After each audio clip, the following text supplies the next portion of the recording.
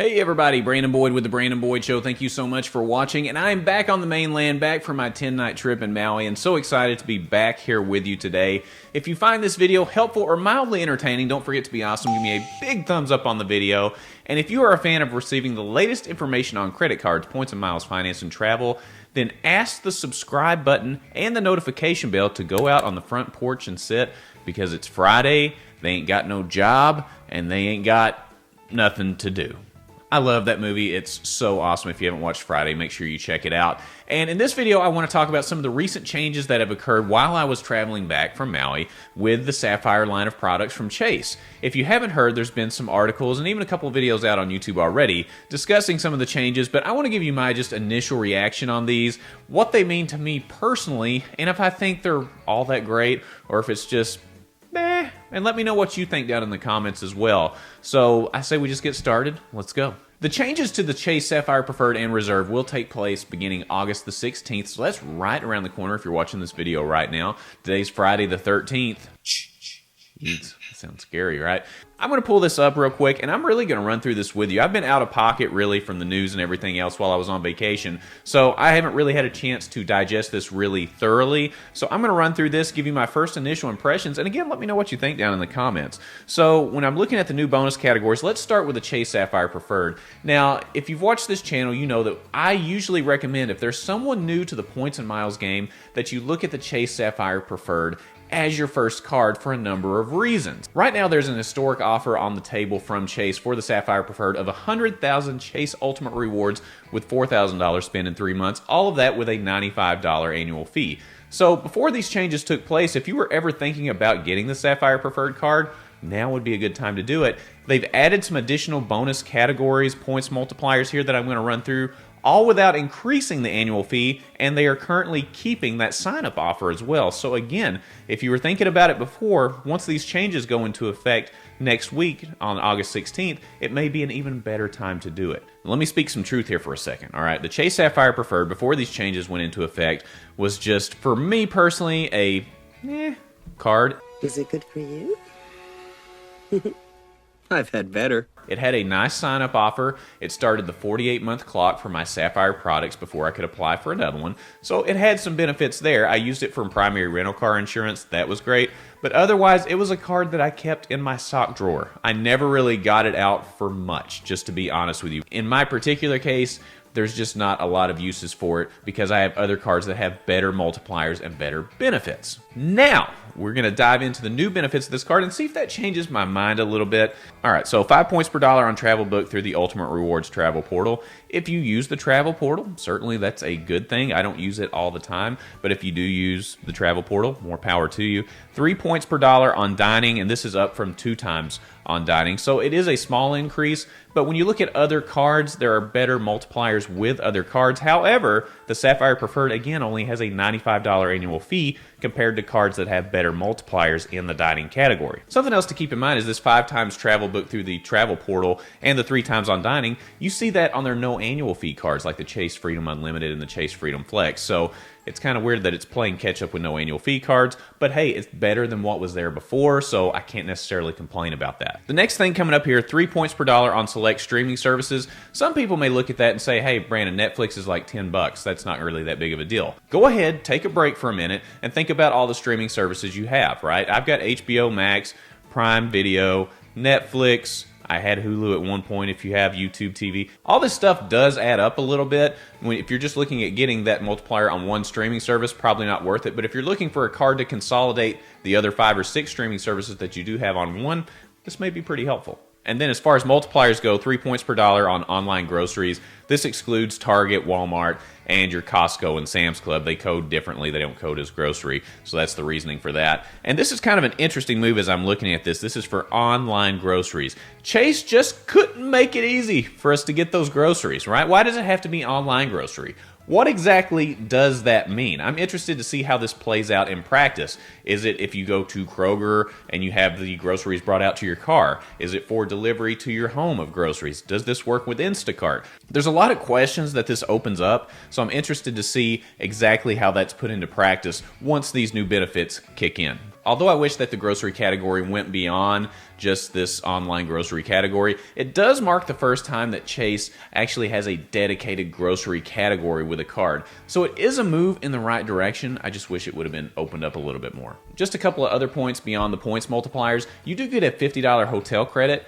And think about it, a $95 annual fee. If you get a $50 hotel credit, that covers a little bit over half the annual fees. And what's really nice is you don't have to stay at a certain brand of hotels. However, you do need to book the stay through the Ultimate Rewards portal. That's really the only restriction, but it's nice that they give you $50. So again, $50 doesn't sound like a ton, but think about it. Combine it with the other points multipliers I mentioned, even your multiple streaming services, and getting this $50, it does add up. So far, what I'm seeing, there's no monumental shift here, but every little bit is adding up. Another really nice feature, again without raising the annual fee, is you get a 10% points bonus every card member anniversary year. So let's just do a quick example. Let's say you spend $10,000 on the Chase Sapphire Preferred in a given year. Then on your card member anniversary year, you will receive 10% in points, which is 1,000 points, right? Quick math. Good job, math majors. So it's just a nice add-on feature. This isn't a bonus that's going to take you over the top and let you be able to take some big monumental trip. But again, just like I said, every little bit adds up. My overall thoughts on this,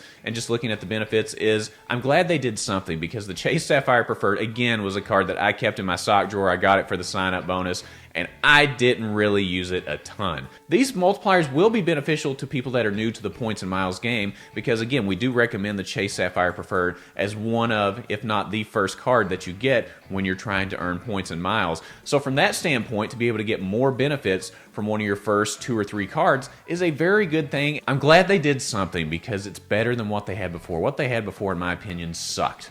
The multipliers sucked. Something's better than nothing. They didn't change the annual fee, so it's hard for me to complain too much. And overall, with the look of the card, I think it looks kind of cool. It's got these like little laser beam things in it. It looks like somebody took a lightsaber and just put it on the card. Sorry, I'm a Star Wars geek, so just overlook that. Now let's move on to the Chase Sapphire Reserve. There were some changes to this card as well. However, I don't think they're necessarily as exciting as what was going on with the Chase Sapphire Preferred. However, they did not increase the annual fee. It's still $550. So again, hard to complain when you get more benefits without paying more money. But I can always complain. It's my show. I can complain about anything. So let's pull these categories up. I'm going to run through this with you. 10 points per dollar on Chase Dining booked through Ultimate Rewards. Anybody ever use Chase Dining? Hey, seriously, I'm waiting. Let me know the last place you booked on Chase Dining. Not very exciting at all, in my opinion. So I just put that off to the side. I don't use Chase Dining. There's not a lot of options in my area for it, so we'll move that off to the side. Moving on, 10 points per dollar on hotel and car rental purchases through the Ultimate Rewards travel portal.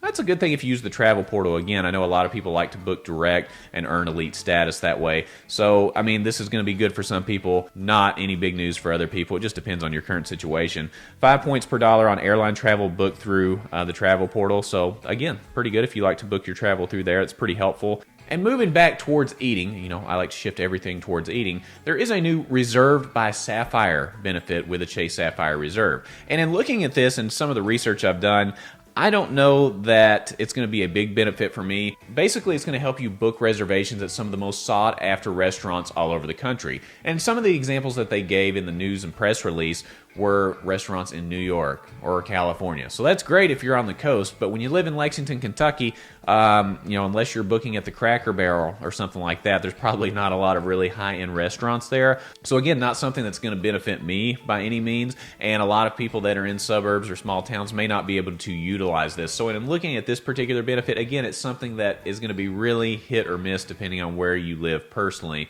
and it's not going to be a broad spectrum benefit that everybody's going to be able to take advantage of. I do think overall it is interesting that the Sapphire Reserve and the Sapphire Preferred kind of aligned with their no annual fee, Freedom Unlimited and Freedom Flex cards with the 3 times on dining still. So it is kind of interesting that that's crossed over to help match up with no annual fee cards. It's just something to keep in mind, but maybe they're just trying to get some consistency so people will think, hey, if I want to go out for dining, I can just pull out any one of my 3 or 4 Chase cards. Don't know exactly why they did it, but that's just an overall thought. It could be for branding, or it just could be for consistency across cards. cards. One other piece of information that came out from the press release was the Sapphire Lounges by the club. Now, if you've watched this channel before, you know on my weekly pointers update, I talked about the Sapphire Lounges probably 6 weeks ago, but it looks like they're finally starting to come to fruition. These lounges are going to start in New York, Boston, and in Hong Kong. And what's really interesting is I got excited about this initially because if you had the Chase Sapphire Reserve, then you would get access to this Sapphire Lounge by the club. Okay, that's really good news, but the problem is, at least in my opinion, is that they are giving access to everyone that has Priority Pass. You can find me in the club, bottle full of bub, mama, I got what you need. That will definitely make it lose its mystique or aura of being a real higher-end lounge when you start allowing not only the Chase Sapphire Reserve card members, but also everyone with Priority Pass. There are a ton of cards that have Priority Pass. I've talked about it a lot on this channel. So when you open it up to that large of a group, it does make me wonder if these lounges could become overcrowded. Do they have some sort of priority for people that have the Chase Sapphire Reserve? Is there going to be some sort of booking system to where people that have the Sapphire Reserve may be able to get into a lounge where those that just have Priority Pass will have to look and see if it's available or not? If they hit certain capacity limits, do they start only allowing people with Chase Sapphire Reserve cards in? I don't really know. We're going to have to wait until it plays out in practice. I'm glad that they're starting these lounges.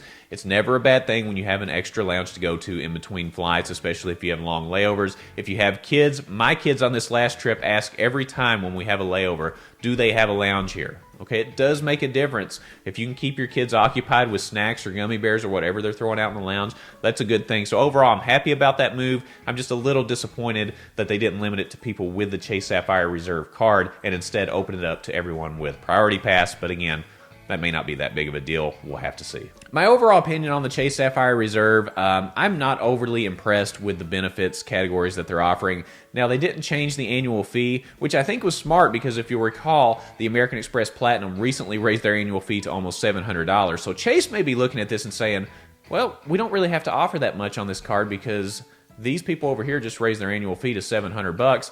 Let's just give some crumbs to the people with the Chase Sapphire Reserve and shift some of the bigger changes over to the Chase Sapphire Preferred. That's just what I think happened because these extra multipliers and stuff aren't really going to be that helpful to me, but they may be helpful to you. Let me know down in the comments, does this make you more likely to apply for either the Chase Sapphire Preferred or Reserve? And if you're currently one of those card members, which I'm sure a lot of you are, which one of the benefits are you planning to take advantage of? And where do you think they missed the mark, if at all, with these changes? Or do you think they hit the nail right on the head with it? I'm curious to hear what you have to say. Keep in mind, we have a lot of new people entering the points and miles game that watch this channel, so any information or thoughts that you can give down in the comments below will help someone as they begin their journey with points and miles. So keep that in mind. Everything that you say is very helpful. With all that said, I'm glad you stopped by. I'm glad to be back on the mainland here in Kentucky, and it was really great to see all of you. If you found this video helpful or mildly entertaining, don't forget to be awesome. Give me a big thumbs up on the video. Subscribe to the channel, hit the bell notifications for alerts, and when you click on the Brandon Boyd Show, click, click, click, it's time to check in on everything related to credit cards, points and miles, travel, money, and everything in between, and I look forward to seeing you on the next episode. I'll see you soon.